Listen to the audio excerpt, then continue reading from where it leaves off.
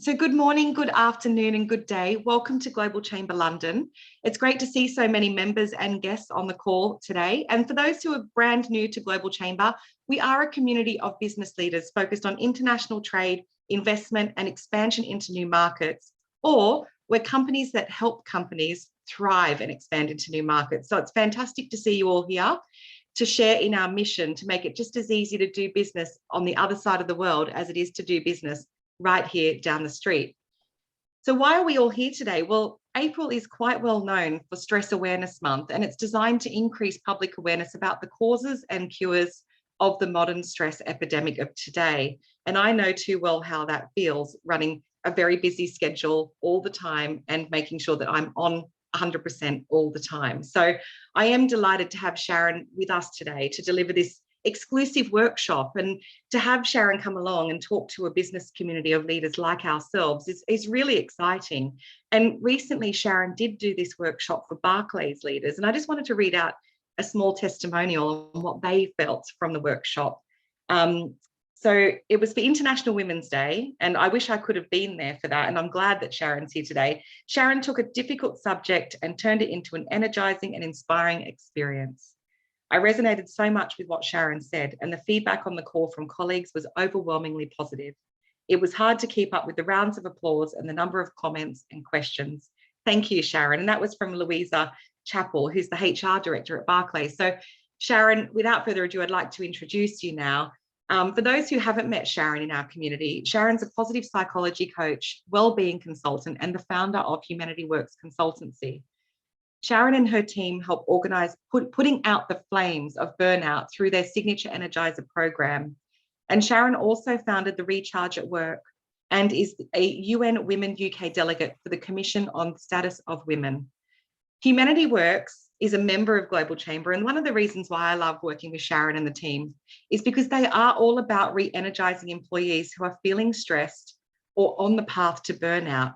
And that's through her dedicated program. And today, Sharon's going to be taking us through a burnout prevention workshop. So over to you, Sharon. I'm looking forward to being a part of it today, and I'll give you the floor. Thank you, Katie. Thank you so much. And welcome, everyone. Thank you for being here today.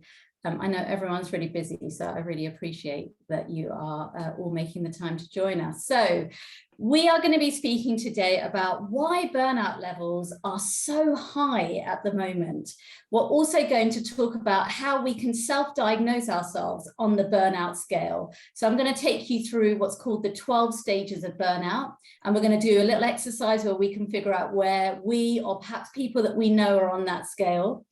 I'm going to share with you a little bit about my story around burnout, just for a few minutes as well, to give you a bit of context. And then I'm going to take you through part of the Energizer toolkit. So I'm going to share with you the top 3 tips on how we can all energize ourselves, because Lord knows we all need it right now after the last couple of years. So I know when, people hear the words burnout and stress and exhaustion, it can feel a bit negative. It can feel a little bit like, I'm not sure if I want to have that discussion. But I just want to reassure you that today's session is definitely about empowerment, and it's about feeling energized. And right now, that is something that we all need to focus our energies and attention on. I want to leave you all today by empowering each of you brilliant leaders on the call with the tools to have successful careers without sabotaging your health and well-being. And if ever there was a time in humanity where we needed more compassionate leaders, more people who can pour from a full cup, this is exactly the time that we need it.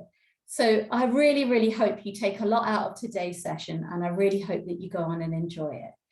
So why are we talking about burnout so specifically today? Well, this stat tells us a lot.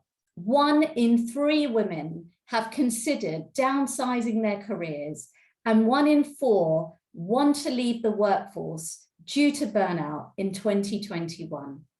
That is a stark stat. And actually never in my time of doing kind of well-being consultancy and coaching have I seen numbers like this. This pandemic has really changed the face of the working world, particularly for women, but also for probably most people right now. A lot of companies have a focus on DEI, and there's a lot of great work being done, on, kind of doing unconscious bias training and other initiatives.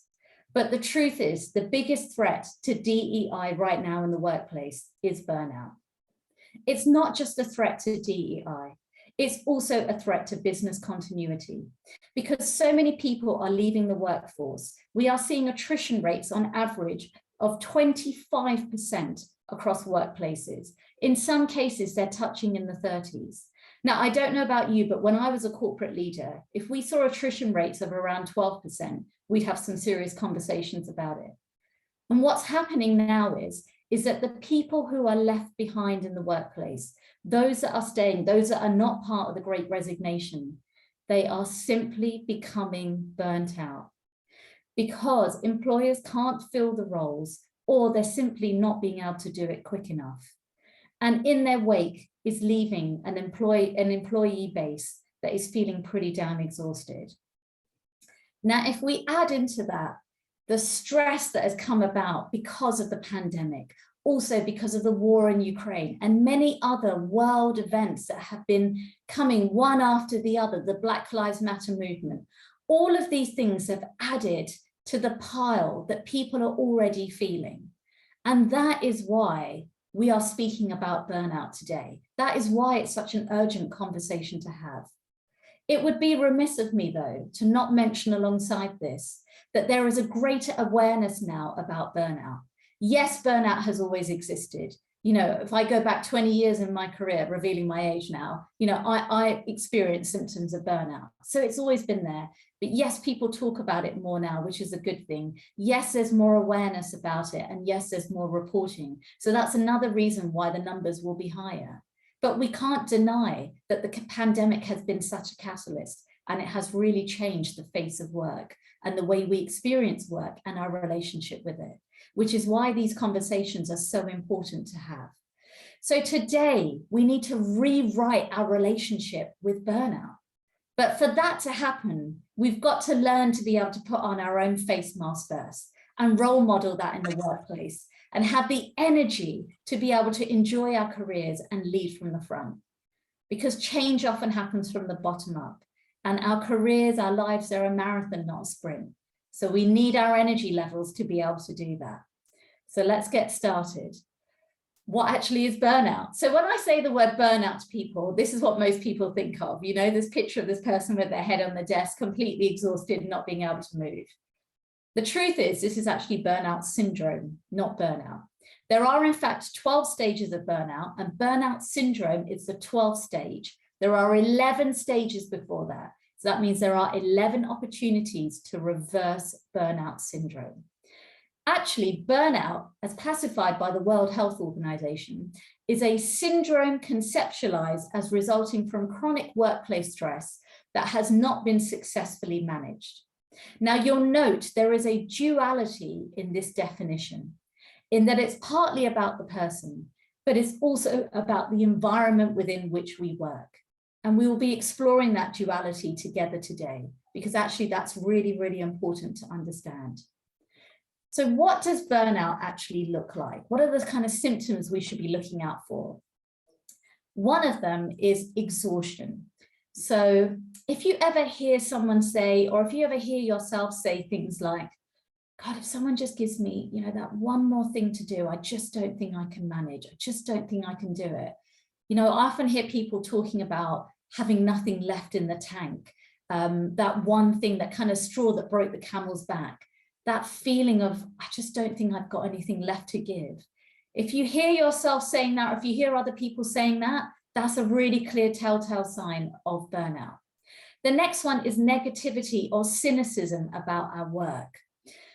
So if you hear someone, or you hear yourself saying, do you know what, what's the point? Nothing's going to change. I don't even know why I'm trying. If you hear someone say those kind of things quite regularly, that's another sign of burnout. And the third big telltale sign is a lack of confidence in our ability to do the work, which, let's be honest, is fair enough, because if you're feeling really exhausted, then you are going to feel that you don't have what it takes in order to complete the tasks in front of you. You're not going to be able to get that work done. So what happens is our confidence levels start to plummet, and we don't believe that we can cope and do the work. So actually, all of these three things are really big warning signs that you are on that path to burnout. And the thing with burnout is it's a slow burner. That's why there's 12 stages of burnout, right? It's a bit like the frog that's in hot water. We don't realize how hot the water is getting until it's so hot that we want to jump out. But at that point, it can be very, very late in the process, and that makes it much harder to recover from.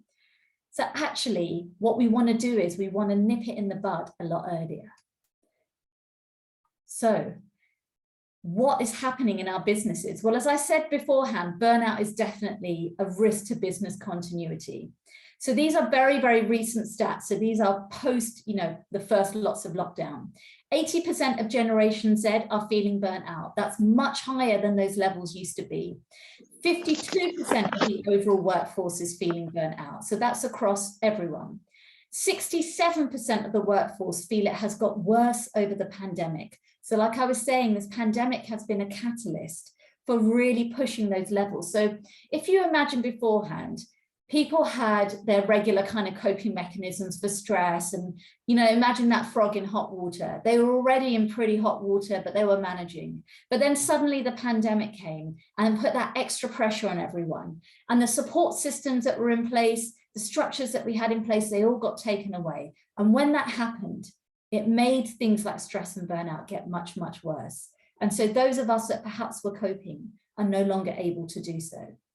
And like I said at the beginning, it's affecting women more than it is men. 74% of women said they were somewhat stressed, as opposed to 63% of men. Mothers in paid employment are 23% more likely to experience burnout than fathers. And 48% of women said their burnout is so extreme, it's actually keeping them up at night. That is a really dangerous cycle to be in, because sleep is so important when we are feeling stressed. And in fact, in our intake forms, it's one of the first things that we ask people, what is your sleep like? Because often, and we all have this, we all have a signature stress symptom. And for many people, it's sleep. So actually, if the burnout is keeping you up at night, and sleep is part of the cure, not being able to get that sleep is going to trap women into a cycle for longer. And that becomes much, much more dangerous. So what actually causes burnout? What does the research show us? So you can see on the screen here, we've got 3 circles. And the reason why they're different sizes, not just because I'm not great at making PowerPoints, but the reason is because the size is directly correlated to how much of an impact that stressor has when it comes to burnout. So the biggest cause of burnout is inequalities in the workplace and in our society. So we've already covered some of those inequalities in our society when it comes to women. Let's look at what those inequalities in the workplace are doing to us. So this is from a recent Visier study, but it corresponds with actually all of the work and research that has been done into burnout and what the causes are over the last 20 years. And I have to say, the causes really haven't changed. So the number one reason why people are burning out in terms of environmental factors in the workplace, I think you can imagine what it is workload. Being asked to take on more work. So 44% of people identified that as being the top cause for them burning out. Number 2 is toxic workplace cultures. So we're talking about office gossip, politics, sexism, office bullies. That was cited by 33% of people. Number 3, being asked to complete work faster. This desire for productivity, efficiency. It's not about efficiency, it's about the outputs, it's about efficacy. But unfortunately, that message isn't necessarily pervasive in all workplaces. Number 4, the 4th reason, being micromanaged. Oh, who hasn't experienced this in their career? It's an awful feeling. You have no freedom. And that leads on to this next point, number 5, a lack of control, our inability to influence our work, our schedule, our assignments. autonomy is the answer to when we are creating workplaces. If you have an autonomous workplace, your burnout levels will reduce exponentially, as will your stress levels. The next one was physical demands. This might not apply so much to office workers, but certainly to people who are in, say, manufacturing, in retail, in healthcare, all of these areas, public sector, those physical demands, so being on your feet all day, those things really, really impact people. The next one, number 7, was a lack of support, unhelpful managers, unhelpful co-workers. When we don't have psychological safety, that really, really contributes to our stress levels getting really, really high. The next one, this is what 18% of people cited, being forced to return to the office. I thought actually that one would be higher, but interestingly, it's not as high as actually our workload being really, really high. The next one, number 9, work-life imbalance. Again, I thought this one would be higher. This expectation to work late on weekends. I often say to people, are we working from home or are we always working? You know, those lines getting blurred, digital habits not being controlled. All of these things are definitely contributing to it. And interestingly, number 10 on the list, world events. I thought that that would be higher. But actually things like COVID, the war in Ukraine, they don't feature as highly as things as workload. And interestingly, you know, changing our workload is actually something that is fairly easy to do and within most managers' gifts to be able to do. So the second bubble, the personality types. Now, of course, what we've covered so far are the environmental factors. So that's what we as leaders can really focus on changing. However, it must be said, there are some personality types who are more prone to burnout, and we must have a watch out on them in the workplace. We've covered women as being one of those groups.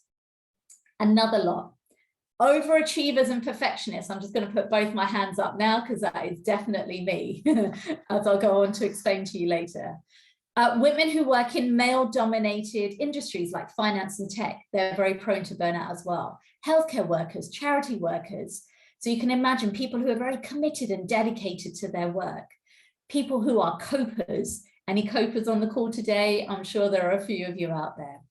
And interestingly, another group, and this very much emerged in the pandemic, and that's introverts.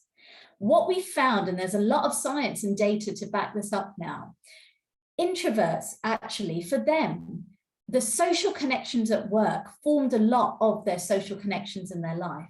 So when the lockdowns happened and those social connections were removed, they found it much harder to replace those connections with something else meaningful.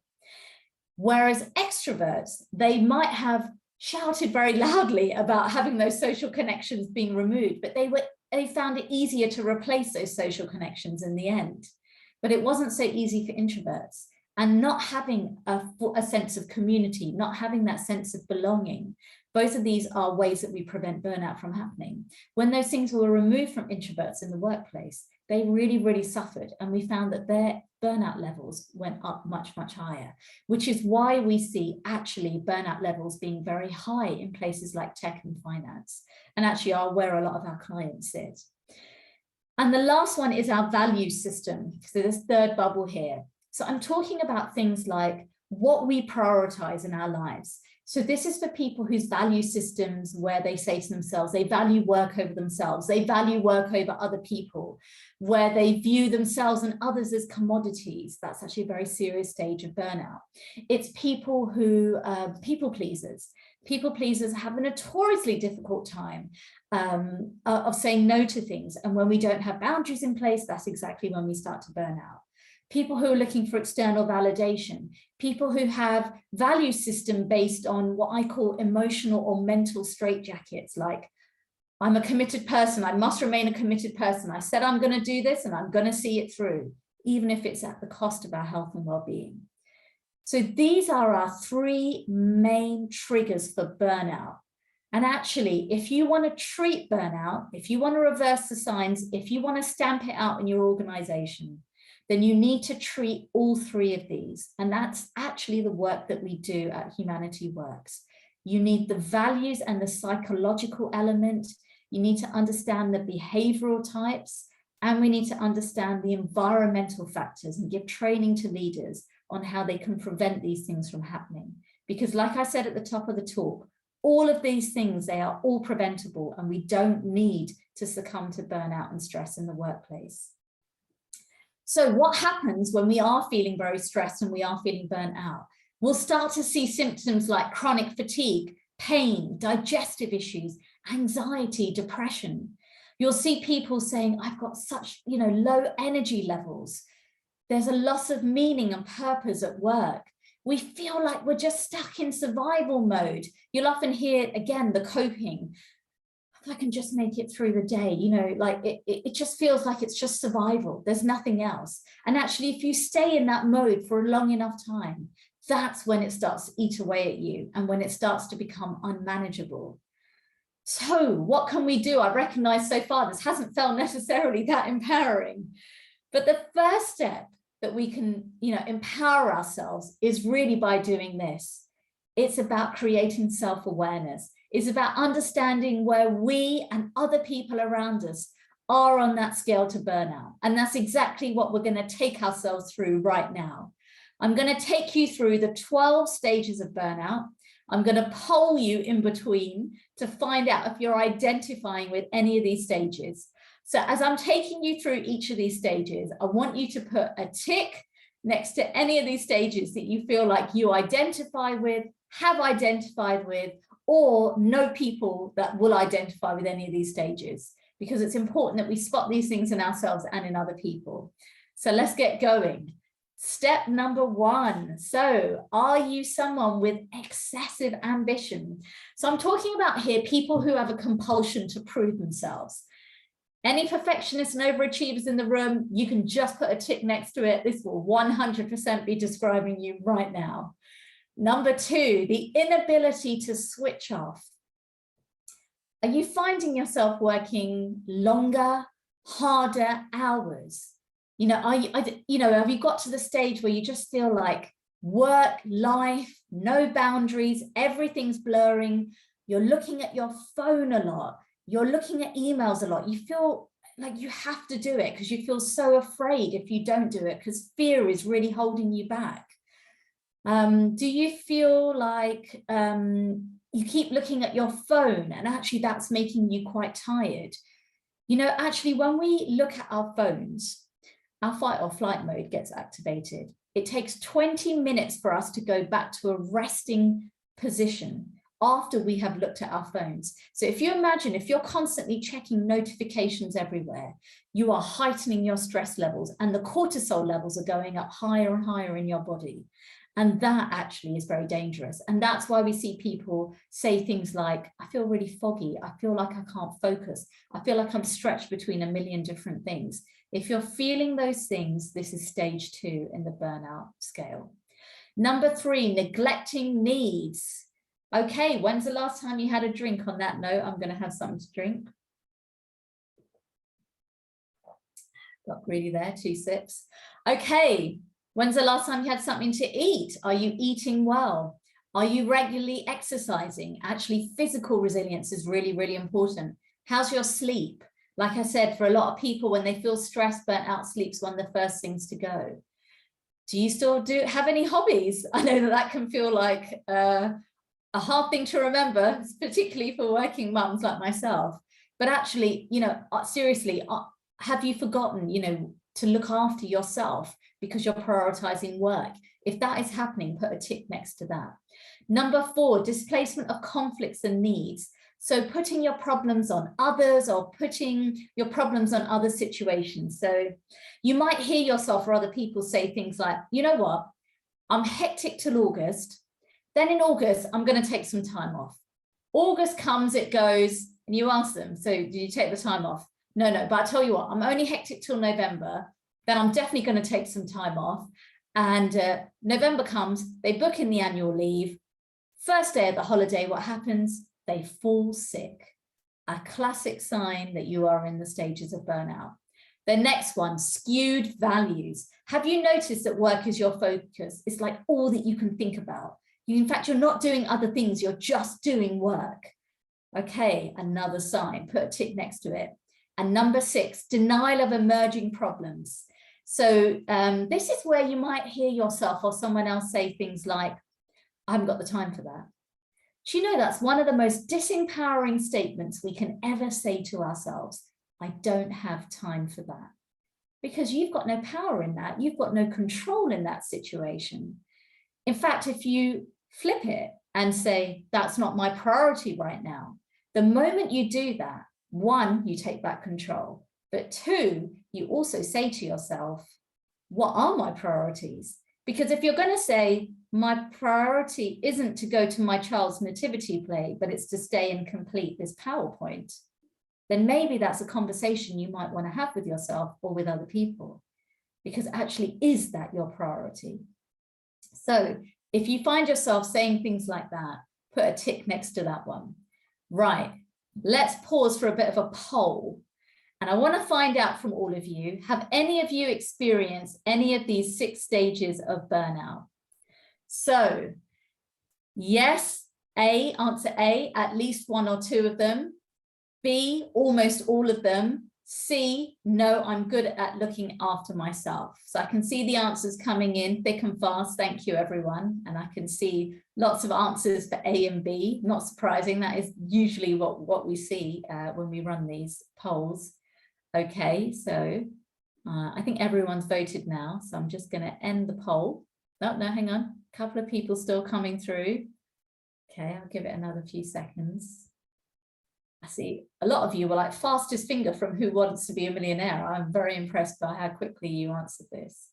Okay, so I think almost everyone has answered now. Okay, give it another couple more seconds in case anyone else wants to answer. Right, I'm just going to end the poll and I'm going to share the results. So hopefully you can all see this.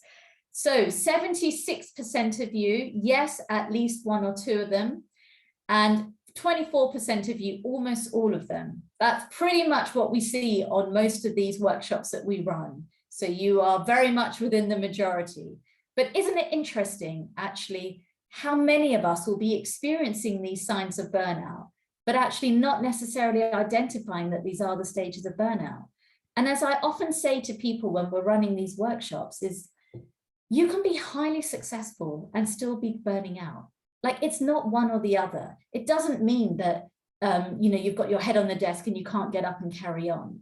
Actually, it means that you can very much be carrying on with your work and doing fairly well, and from the outside look like you're doing great. But actually on the inside, there are things that are bubbling away and that need, attention. Now, these stages 7 to 12, these are more serious stages of burnout.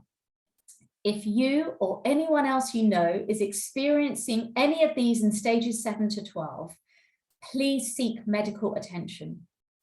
Please go to your doctor, your GP, and seek some help, because actually this is moving to a point where it becomes hard to reverse these things by yourself or even with the help of just a coach.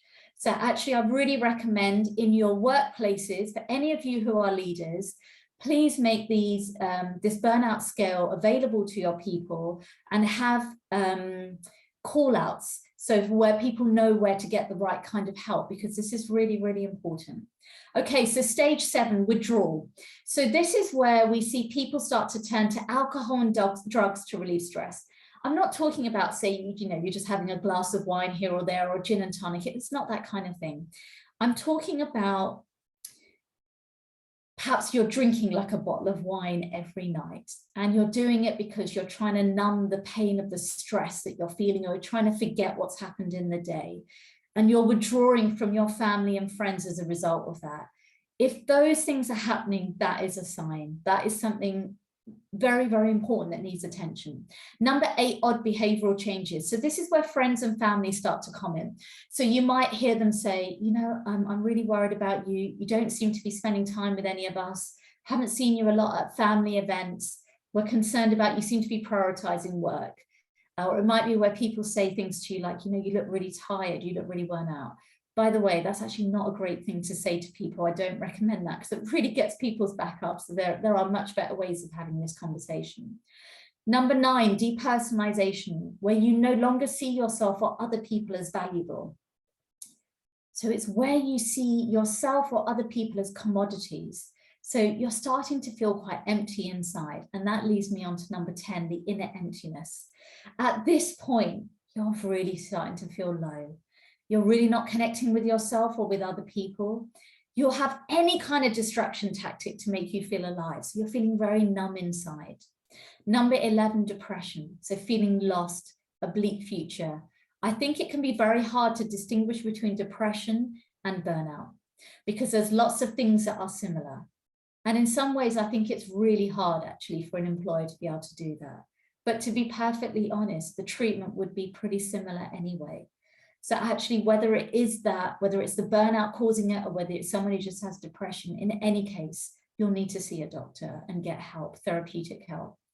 And number 12, this is burnout syndrome. This is what I was talking about at the start of the talk.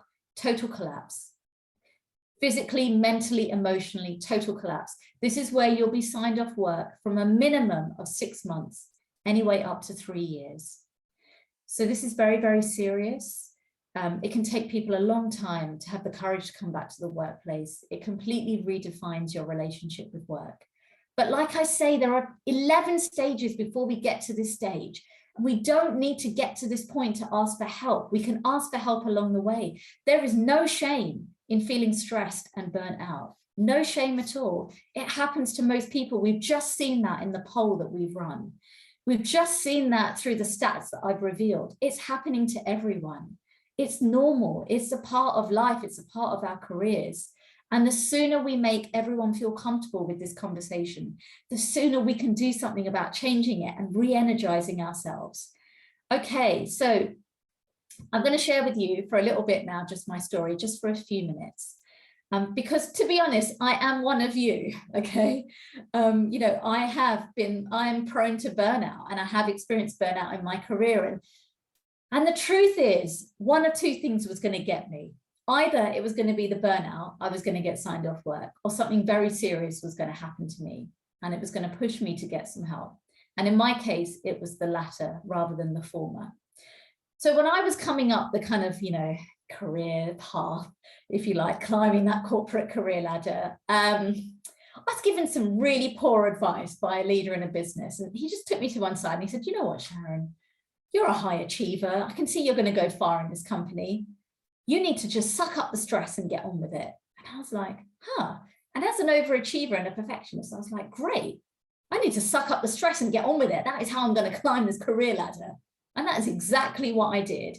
I felt stressed. I felt exhausted. I was angry. I was irritable. I was really good at my job though, like really, really gifted at writing strategies. And that's what I spent my time doing. And so I kept getting promoted, but all the while I was just getting more and more stressed and more worked up.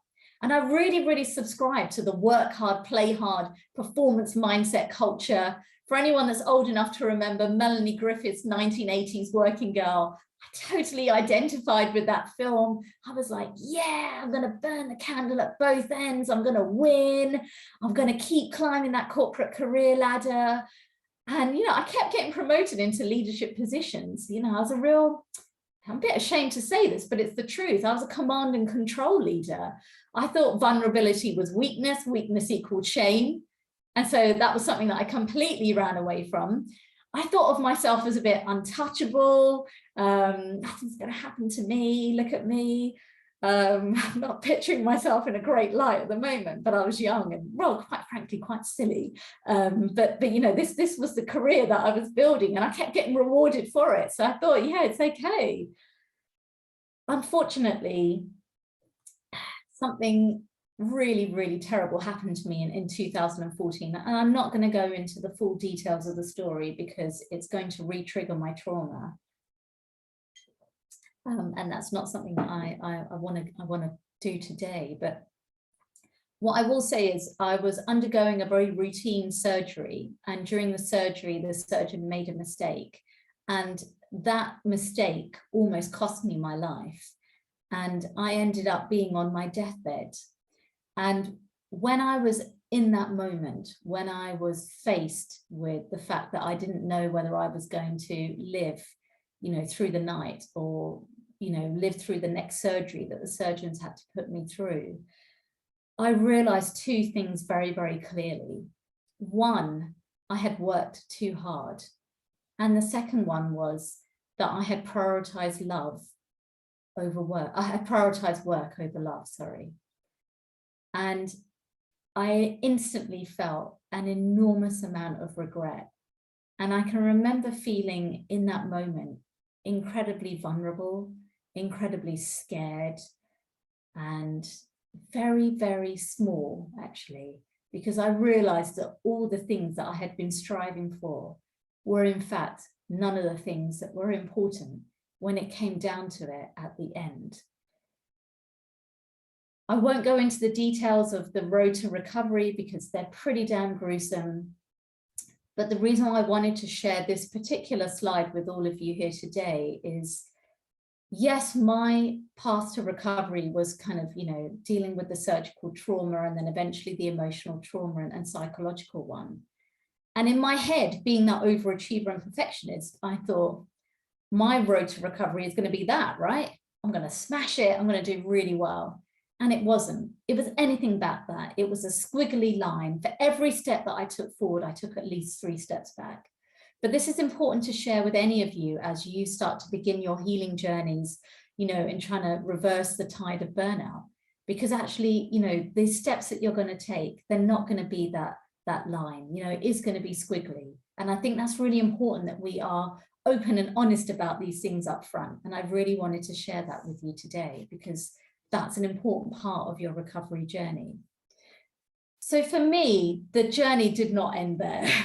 So I still had that performance mindset culture, unfortunately, even when I came out of the surgery, even when I came out, being on my deathbed, even when I came back home and went back into the workplace, I just went ahead and got a really high performing job all over again and pushed myself all over again.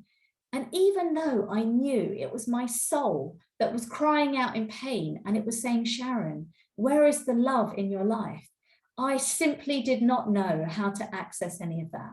So right back to being the overachiever. But the thing is this time is that I couldn't do it for that long. See, beforehand, I'd been able to do it for the majority of my career and get away with it. But this event, this was my catalyst. It was my great awakening, like the pandemic has been for many people. And it forced me, this time I had to stop because I had an absolute breakdown. In 2015, I was diagnosed with PTSD, not surprisingly. And I had to stop. For the first time in my career, I had to pause. I had to reflect. And I had to have an almighty reset in the way that I thought, psychologically, mentally, emotionally, my value system, and how I led people in the workplace as well. All of these things needed to change. And actually, I'm so glad that I did it because taking that time to pause, taking that time to reflect was the greatest act of self-love I could have given myself. And it's the greatest act of self-love any of us can give ourselves right now. And on that journey, I realized something very, very important for the second time in my life. But actually, at the end of the day, it's all about love and how we are all connected. And interestingly, this quote came from the actor Mark Wahlberg. Would you believe it? But he is absolutely spot on. And I have to say, the second time when I returned to the workplace, so after I started my healing journey, when I actually started to look after myself, when I actually started to value myself, that's when I really started to create those bonds at work. And now up until this point, I had never shared with anyone what had happened to me. So you imagine I had gone through this enormous trauma, come back into the workplace, and I didn't tell a soul. But this time, the second time when I returned to the workplace after having had PTSD, I finally confessed to a trusted friend.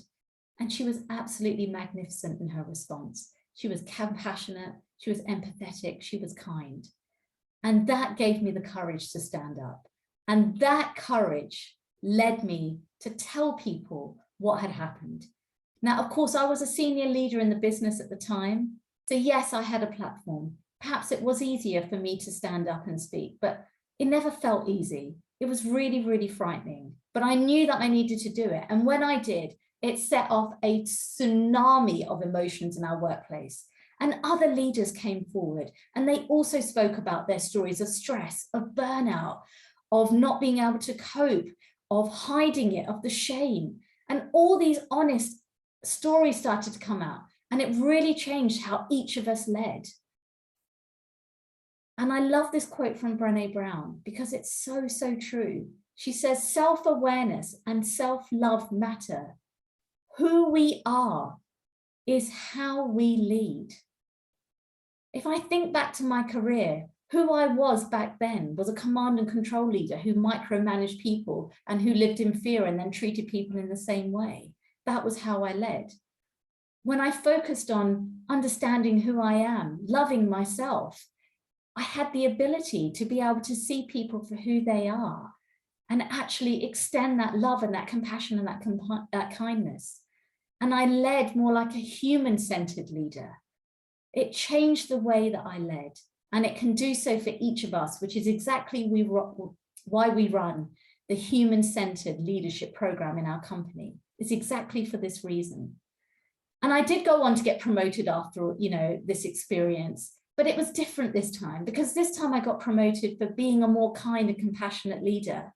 And actually the teams that I led, they went on to win awards for team spirit, team collaboration, team performance without getting burnt out. And for the first time in my career, I felt energized, more motivated and more productive. And I have to say, I was probably doing more work than I was beforehand. But I wasn't just able to handle it, I was able to enjoy it. And I was able to role model to other people that you can have all of these things. You can set boundaries, you can take care of yourself, you can be authentic in the workplace, you can do all of these things and still look after yourself. So how are we going to energize ourselves? Well, there's no secret in this. The secret lies in energy management. And today I want to take you through these 3 top tips from our Burnout Buster toolkit. If you remember nothing else from this talk, remember, walk, talk, care. So let's start with number 1. How can we restore our physical energy when we're feeling a bit depleted, a bit stressed, and a bit worn out? What do you normally do to energize yourselves in the working day? How many of you would say, you drink about 3 or 4 cups of coffee or cups of tea, basically caffeine? I wonder how many of you were sitting there going, yeah, no, totally fresh air. It's definitely fresh air. Actually, studies show that being outdoors, surrounded by nature, by fresh air, can improve your energy levels by 90%. 90%, I'll take that any day of the week. Fresh air not only gives us energy, it cleans out our lungs, makes us happy, improves focus, and you can't crash from it, right? It's not like the caffeine crash in the afternoon. You can't crash from this. But actually, it's what you do on the walk that counts. So for those of you who are a bit prone to burnout, maybe are overthinkers like me, I'd recommend doing an exercise called Nature's Treasures. So this is where you look deeply at nature around you, wherever you're going for your walk, and you really take that in and really notice it. That allows you to be more mindful and restores your mental energy as well as your physical energy. So it's a win-win all round. I know these things can sound a bit simple. You might be thinking, God, she's come out to tell me to go for a walk. The thing is that these things are what energizes us from the inside. They are intrinsic motivators. They are the things that will stay with us in the long run. And they are the things that keep giving us energy. Okay, so that's why they're so important to do. It doesn't matter if you just start out with 5 minutes or 10 minutes or whatever it is that you can manage. The important thing is to do these things consistently and a bit at a time. And actually that is how you will build up those energy levels that we all need so much right now. The second one, talk. Okay, so restoring social energy. So we covered in the beginning bit about how not having, say, supportive manager or colleagues can really impact our stress levels and our burnout levels. So actually having someone to talk to, that trusted friend, like I talked about in my story as well, this is really, really important to have. So research shows us that in order to take ourselves out of a stressful situation, so what happens is when we're experiencing stress, I think most of you will know this, we are in fight or flight. So the cortisol levels are going really high in our body. What we want to do is we want to access the part of our brain that allows us to label our emotions. That is what shifts us from fight or flight into safety. And that's called affect labeling. So when we do that, then we can actually relax. So the cortisol starts to leave our body and we can actually start to make some good decisions. Now, as women, we have a desire when we are stressed to go and help other people. It's called, it's innate in women. It's something that we do quite a lot. It's called tend and befriend.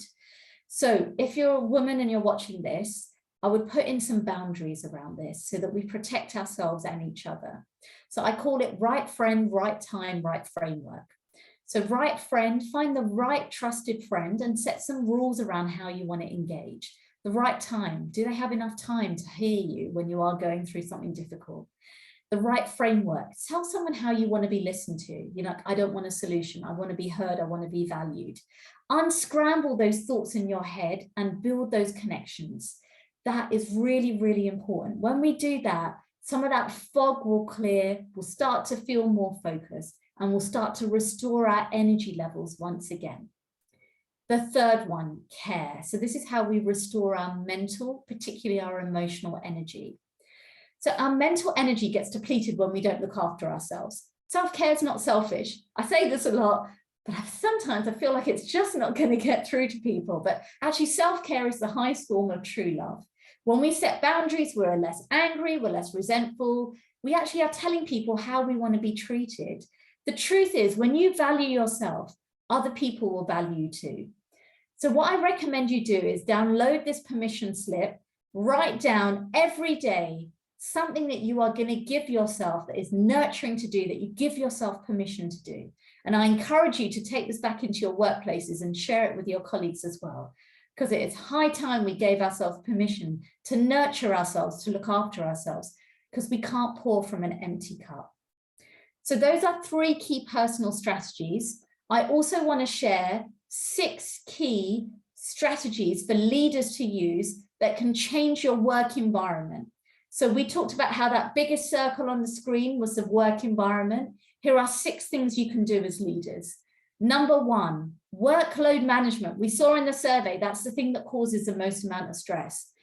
I recommend the power of the check-in. Check in with your people regularly. How are they feeling? Have they got too much work? Are there things that you can do to extend deadlines, take work off it? Are there smarter ways that the work can be done? All of these things are important to have those proactive conversations. The second one is flexibility. Can we empower our people to set their own work timetables? There's a lot of discussion right now about the 4-day working week. I get asked this question a lot. The 4-day working week is a great initiative. It can work, but only if we have all these other things in place. Otherwise, people are still going to burn out. Number 3, fairness. Be transparent in the decisions that you make.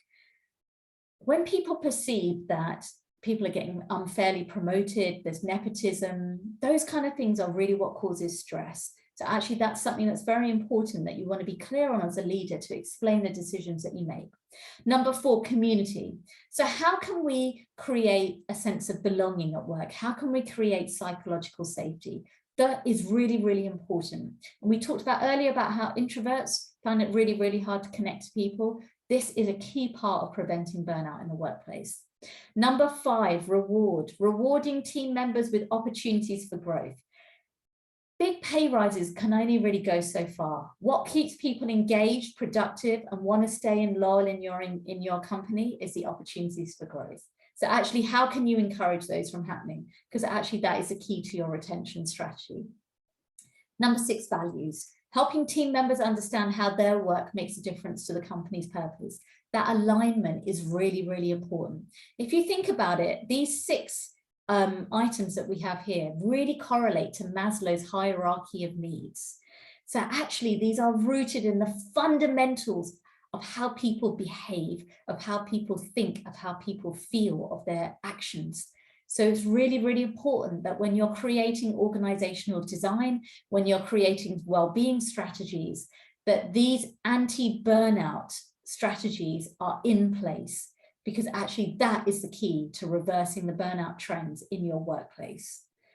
So I've thrown a lot at you. I hope not too much for you to take in today, but here's some key takeaways. The burnout cycle can be stopped with diagnosis and action. We all have the power to manage our energy levels and reverse burnout. It's totally reversible. You can all do this. Each of us has the power to do it. So stand in your power and do it. Walk, talk, care, your top 3 burnout busters.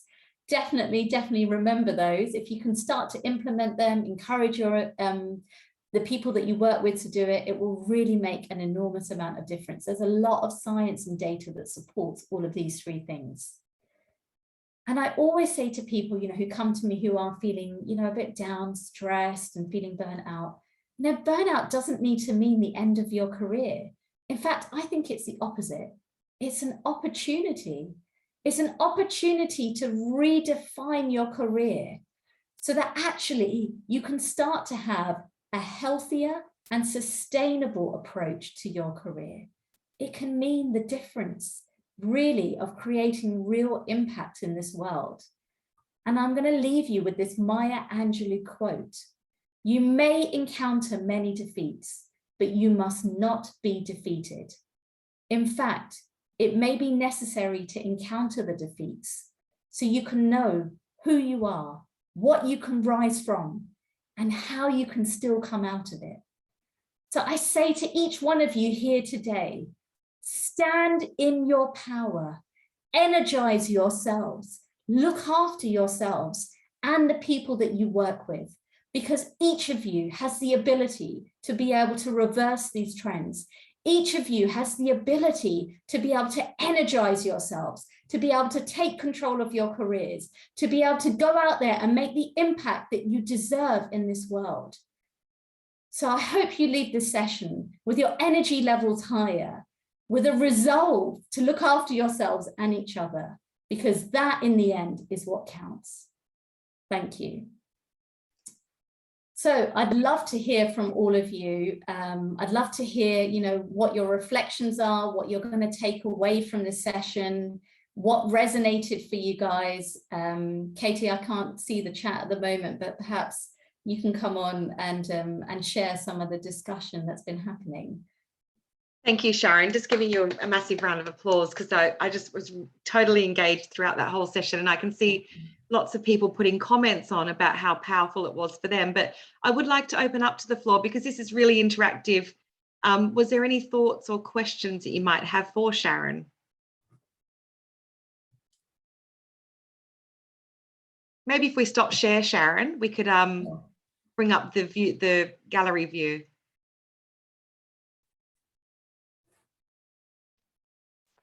Hi, Eleni. Hi. Yeah, good to see you. Good to see you, and thanks so much, Sharon. That was super helpful. I'm curious. So I work in climate sustainability, which is a very energy draining type of environment. And I'm curious how you mentioned a little bit charity healthcare, but purpose-driven careers and the interlink with burnout, but also how to manage that, because obviously I think when you're particularly purpose-driven, the caring and the energy comes it's so intrinsic. And just like if there are any particular strategies for that kind of sector beyond the walk, talk, care. No, that's a great question. Thank you, Eleni. So you remember at the beginning where I shared those 3 circles, where one of them was about our values. And actually that is something that needs examining, particularly for people who work in the sectors that you've described, because you're quite right. People who are purpose-driven, people who drive a lot of their identity from actually the work that they do.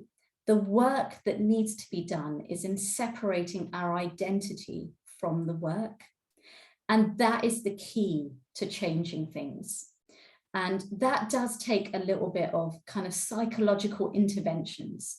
So I would recommend, we've got some models that can help with that, which I'm very happy to share via Katie afterwards. There's one called the Mind Story Map tool. That's a tool that you can take yourself through, but I would recommend working with a coach because it's quite hard to do it by yourself. I would also recommend looking at your values.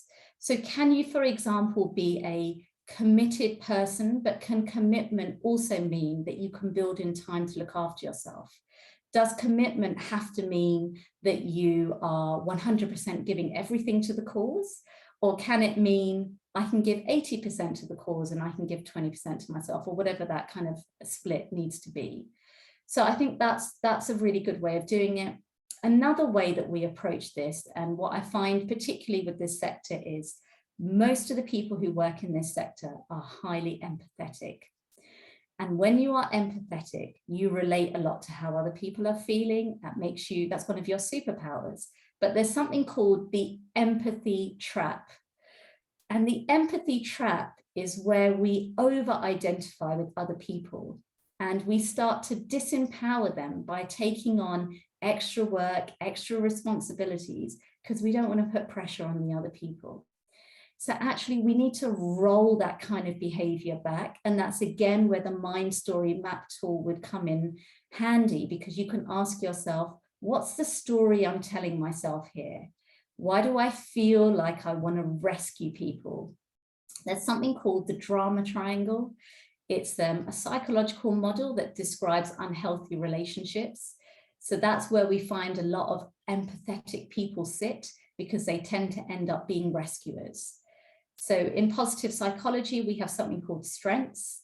So say, for example, say your strength is empathy. If you overuse that strength, it becomes a weakness and you end up becoming a rescuer. So identifying your triggers, what are the situations in which that happens? How can you roll that back alongside the psychological work that you can do and the values-based work? That's a 3-part strategy in order to be able to not allow yourself to go down that burnout path. And it's a very, very effective way of stopping it from creeping up again and again in your life. So basically, it's a way to get at it from the root cause and really, really stamp it out. I hope that was helpful. Well, thank you. Okay. That was really quite helpful for me as well, Sharon, because you talked about the straitjacket. And it wasn't until we had a conversation last week that I'm walking around with about 4 or 5 straitjackets on. About the commitment and the drama triangle, and always my strengths are becoming weaknesses at times. And I think that's just so powerful, that piece of self-awareness that you've been able to give to us today as a gift. And I am mindful that we are on time now, and I wanted to give everybody the opportunity to leave if they need to, and I'm just respectful of everybody's time. Or Sharon, I don't know if you've got a couple of minutes to stay around. If there are further questions, people can choose to stay. Yes, I can stay for a couple of minutes. If there's Okay. anything else that anyone would need to share, that's absolutely fine. Yeah, of course. Thank you. Well, on that note, I want to thank everybody for being here today. I found it extremely insightful. We will stay on for a couple of minutes, but please, if you do need to leave, we wish you well. And we look forward to seeing you at our London Metro meetup on the 12th at 4 p.m, where you can come and open network and talk about your business. It's a great way for us to connect here, the Global Chamber, and we welcome you all back next week at 4 p.m. on the 12th of April. For those going, goodbye. And for those staying, we'll give everybody a minute to jump off. And I will stop recording now, Sharon, as well, so people can ask questions.